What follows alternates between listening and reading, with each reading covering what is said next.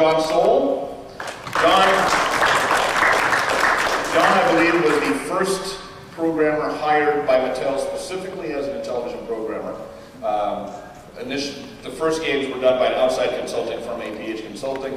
Then Mattel started taking some of their handheld people like Mike Minkoff and Ray Kestner to develop games. But I think, John, you were the first one actually hired as an Intellivision programmer, correct?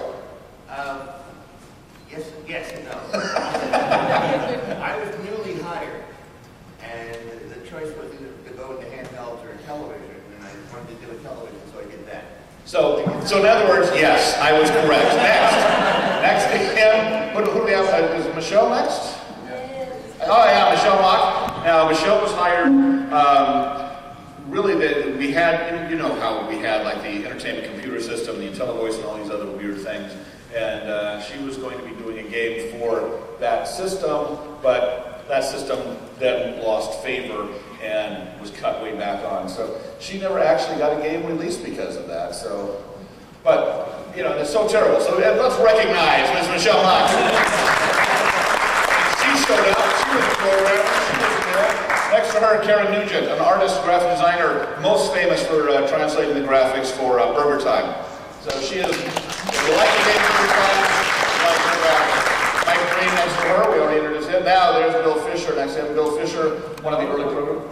What? I said we talked about Mike. Next, Bill Fisher. Bill was brought in. Usually we got a little training project to work on at the beginning, just so you got to learn how the machine worked.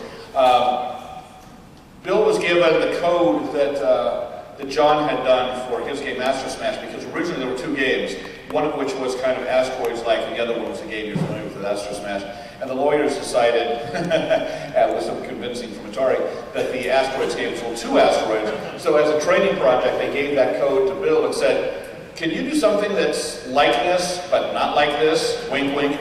And that's how Space Hawk came about, which was his training project, but it was also a game that got released. And my job was make not asteroids.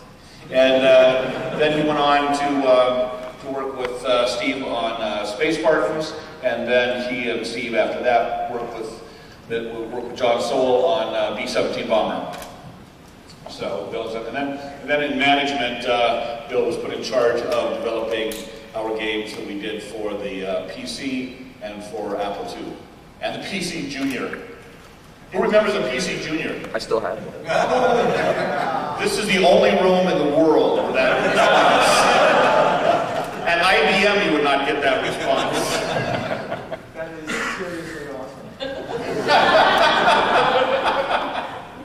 Jumping over here, then we have Mr. David Warhol, and a programmer and also a musician extraordinaire. If you've played the game Thunder Castle, and all the musical classical themes are in that. That was all arranged by Dave. And if you know anything about the Intellivision with the three channels of sound, the magnificent sound.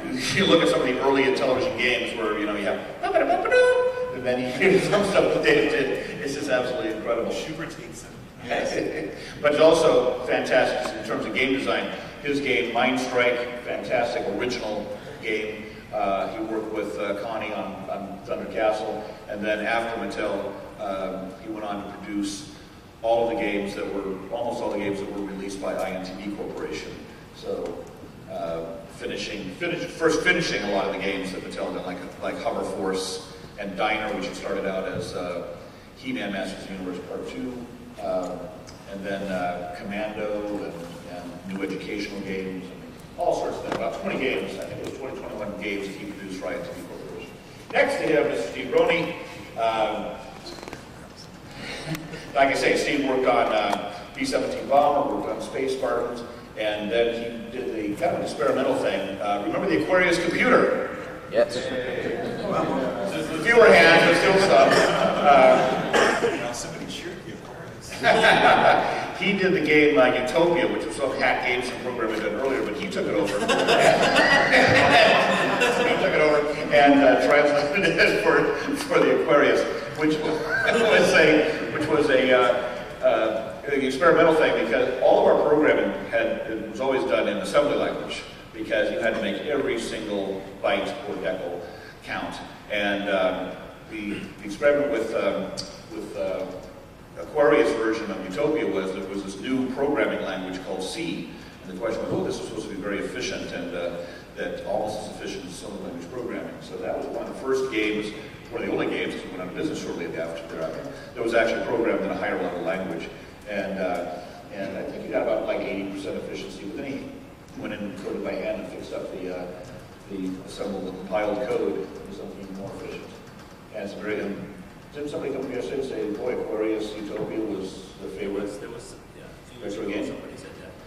Yeah. Somebody, one person said they actually liked that game. That was the one person who bought it. Anyway, next to him was Mr. Don Daglow, who is the man who did Utopia. And it wasn't some hack. That was just and Don has the distinction of being the person who interviewed me when I came to Mattel, so he's responsible for all things that happened since. Yes, you are. Anyways, shortly after he did Utopia, his next project was going to be Tron Solar Sailor, and he started working on that, but then was promoted to director. We had two directors of the television program. It was Don and it was Mike Minkoff. And so Tron Solar Sailor fell to me too. So that was my game. It was started by Don, as he no longer had the time to be a programmer. The truth is, think of all the wonderful games that would have come out had he stayed a programmer. the truth is, they said, we want to promote you, but you must stop programming. True story. Anyway, so what we're going to try to do to kind of, because we have a big panel, and we need to speed things along. We've put together some questions. They're sort of based on some of the questions we always get from people, and also some that just kind of we wanted to answer ourselves and we didn't know one ever asked us. So, so I just want to start down at the beginning, down there with John, and ask these questions, okay? And the answers are like designed to be 30 seconds or less. Right. What are your favorite colors? No. Sound bites. Okay, so, John. Yes. Question number one. How did you learn about the job that Mattel was programming video games? Because you got to remember, that was not a job description, 3 or 4 years before we started. So how did you learn about the job? Short story. I had seen the job advertisement for Mattel several months earlier, and I had not applied for it. It wasn't programmer specifically, but I was unemployed, and I read an article in the LA Times about Smith Engineering, which was doing game work as a contract thing. And I was so impressed by the article, I went down there to apply for a job. And they said, oh, you're only 100th person today who responded to the article with a resume. So I recalled the advertisement from Mattel. In those days, we had things called newspapers, and they had called one ad for jobs. Is this microphone working? No, but your booming voices. Okay, I'm just worried about posterity, So I called up Mattel and hired him, and Mike Minkoff came in and interviewed me, and he basically went back 12 years later, and he said, we should hire this guy. We don't know what we want him for, but he'd be an asset to the group, which then was called Design and Development. And so that was it. Paper, article, ad in the paper.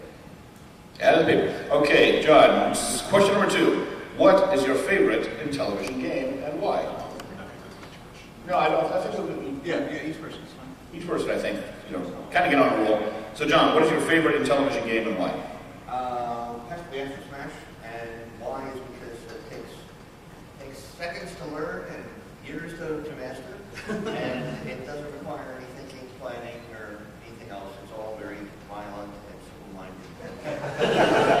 Yet it's addictive, and I don't know why it's still around. I mean, I know why it was a good game, but why it came out so good, that I don't know. But it's also one of your favorite games. It's also your favorite game because you wrote it, right? Well, it gives me a pride of office. Yeah, sure. I mean, if I have to if I want to kill an hour with a television, that's probably the first one I choose. Okay, now, this is an interesting question. I think Steve came up with it. What would you like to do on the Intellivision? What game would you like to program on the Intellivision, but you weren't able to do it either because we didn't have the license to do it, or because the technology wasn't quite there? What would you like to have seen? What would you like to have tried to work on? Oh, you're asking me again? Yeah.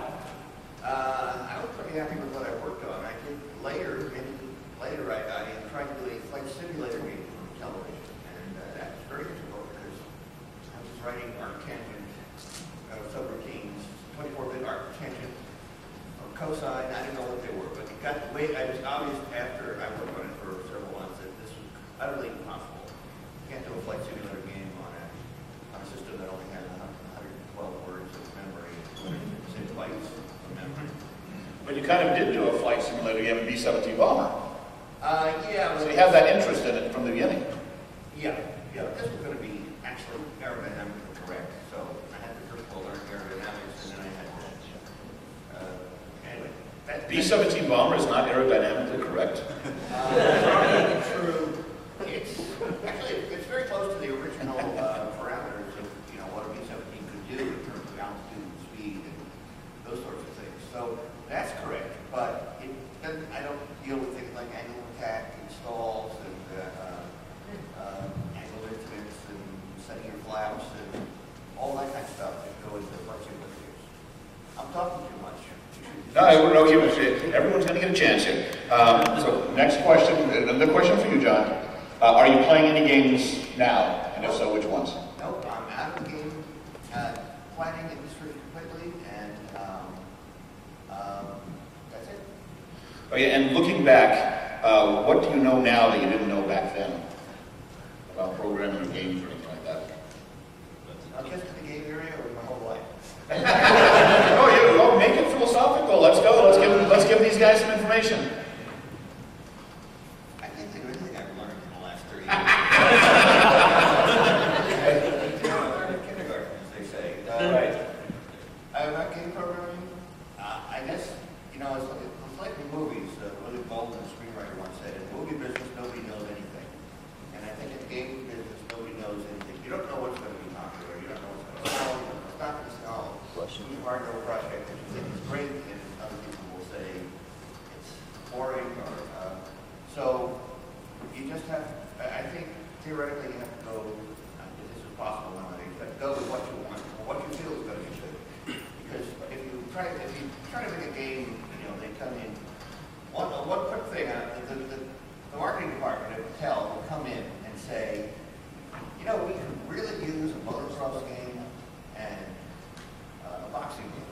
And even I worked on motocross for a week. I went